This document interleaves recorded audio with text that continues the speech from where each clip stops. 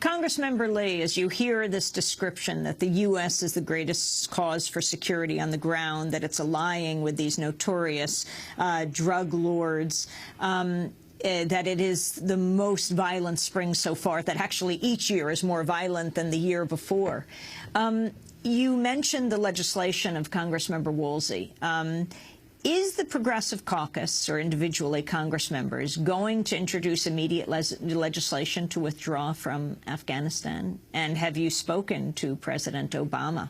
I have not spoken to President Obama recently with regard to this latest action and where we are, but let me, in terms of this overall war in Afghanistan, but I must say that many members of Congress are looking at a variety of bills and resolutions to really begin a clearer focus, I think, in the House to send a message to the administration that it's time to end this war. I mentioned earlier the fact that 80 members, this was in March, again, joined me in writing to the president, bipartisan letter.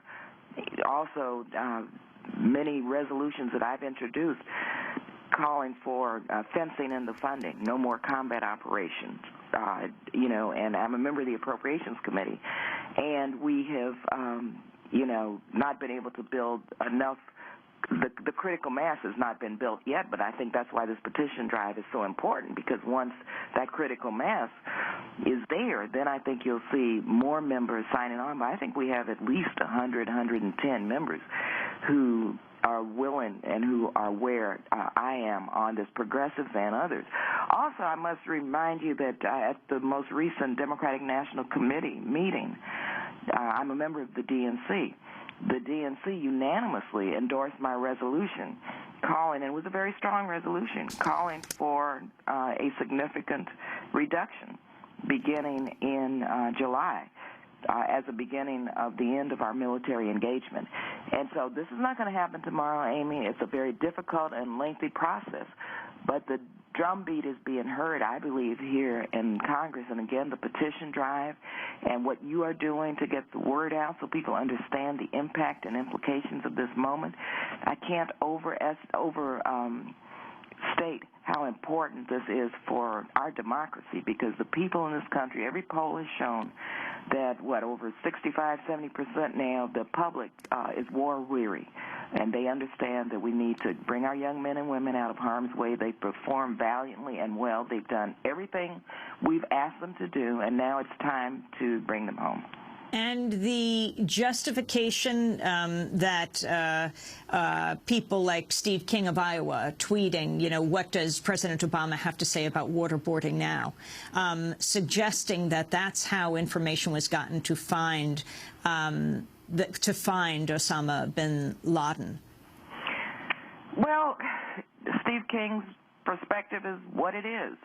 What can I say? Other than that's what he believes. But if you, although what's interesting is an information that's coming out now about Khalid Sheikh Mohammed providing information. It was only after the waterboarding was exposed. He was waterboarded well over 100 times, and they stopped waterboarding him months later that apparently, according to official sources, he revealed the information after the more than 100 times that he was waterboarded, many months later.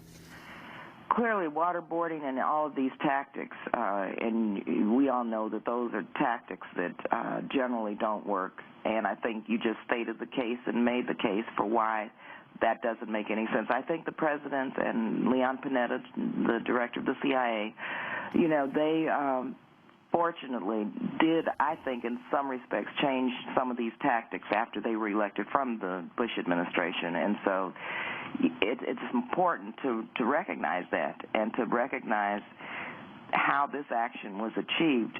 But I have to say also that we can't forget that Osama bin Laden was the head of al-Qaeda, and that we can't forget that we have to address the root causes of terrorism and really begin to enact a smarter security strategy. And bottom line is we've got to remove our young men and women out of harm's way and we've got to really make sure that our presence in countries throughout the world do not create more danger and more anger toward the United States, which, diminishes our national security. Thank you very much, Congressmember Barbara Lee, speaking to us from Washington, D.C.